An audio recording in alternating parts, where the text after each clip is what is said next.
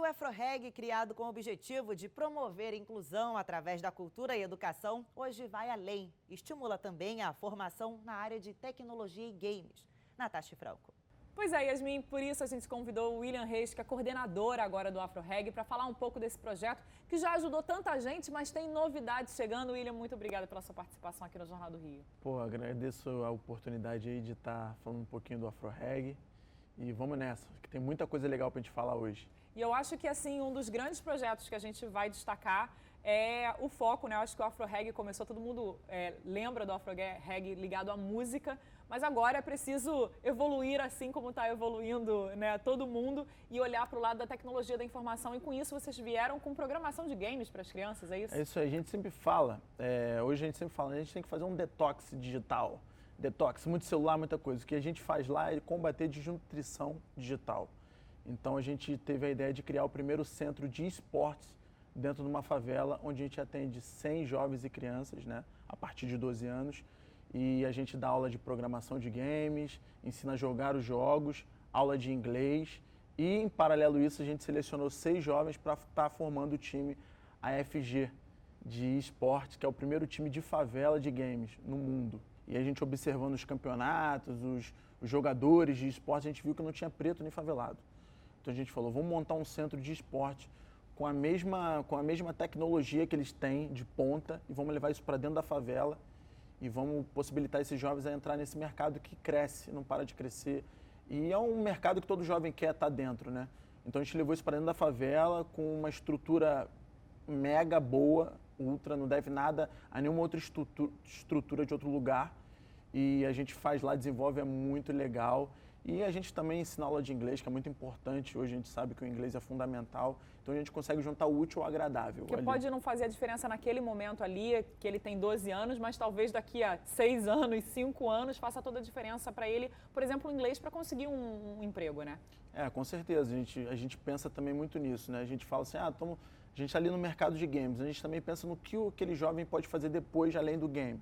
Então, por exemplo, ele pode arrumar um emprego num hotel de Copacabana falando um inglês fluente, por exemplo.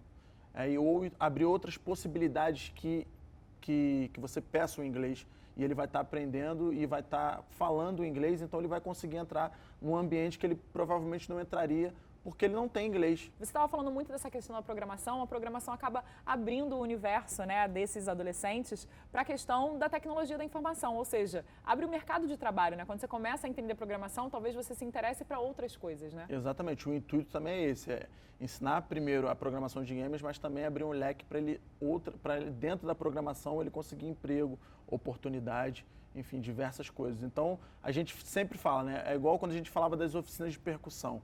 A gente falava, oficina de percussão, mas a gente também colocava outras possibilidades daquele jovem ali, além da música. Então o game é a mesma coisa. Quando vocês falam desse tipo de jovem, você falou a partir de 12 anos de idade. O que ele precisa apresentar, se ele se interessou, ele precisa estar em que comunidade, aonde esse curso está sendo oferecido e qual é o tamanho? Quantos jovens já foram atendidos por esse primeiro projeto? Então, a gente está em Vigário Geral.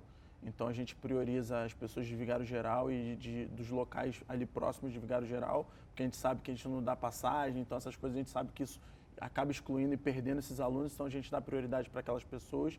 E o Afrogames, né, por causa da pandemia ele teve que dar uma parada, agora ele voltou e está atendendo a 100 jovens e a gente pretende ampliar isso. A gente quer fazer a primeira arena de games no Rio de Janeiro, dentro de uma favela no Cantagalo. A gente está com esse projeto, que é um projeto poderoso, então o nosso objetivo é ampliar ainda mais o mundo dos games e levar para outra favela, que é o Cantagalo. Ou seja, se consegue atender 100 crianças hoje em Vigário, com uma arena desse tamanho, conseguiria atender muito mais crianças. Muito, né? mais, pode botar aí umas 500 crianças. Nossa, é realmente transformador. Algo que o AfroReg já está acostumado, né? Transformar a vida dessas pessoas é algo que já faz parte da instituição.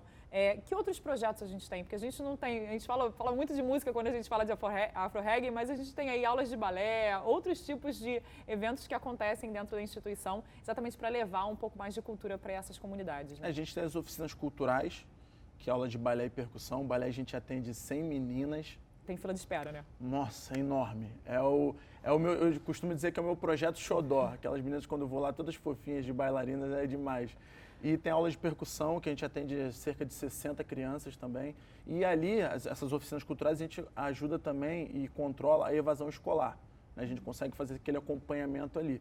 Além de também fazer até um certo acompanhamento com a família. Por exemplo, o pai ou a mãe está sem emprego, então a gente tem uma agência de emprego, que é também uma agência, que é a primeira agência no mundo formada por egressos para egresso do sistema prisional. Porém, hoje, como ela ampliou muito também, ela atende também pessoas que às vezes nem passaram pelo sistema prisional, são de favela, às vezes nem são de favela e procuram a gente, que fica na Rua da Lapa. Então essa agência é assim, é inovadora, a gente sabe a dificuldade, é claro que o foco sempre vai ser o egresso. A pandemia piorou ainda mais, né? A gente sabe que o foco sempre vai ser o egresso do sistema prisional, porém a gente ampliou.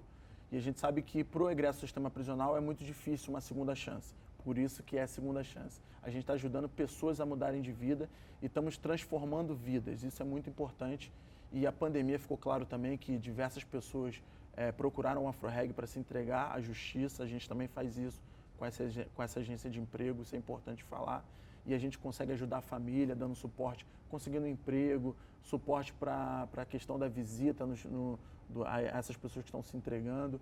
Então é um projeto que é maravilhoso e também é o projeto que me ajudou e ajudou a AfroReg na entrega de cesta básica durante a pandemia. Então você vê que esses egressos, durante a pandemia, eles estavam entregando alimento nas casas das famílias que precisavam de comida.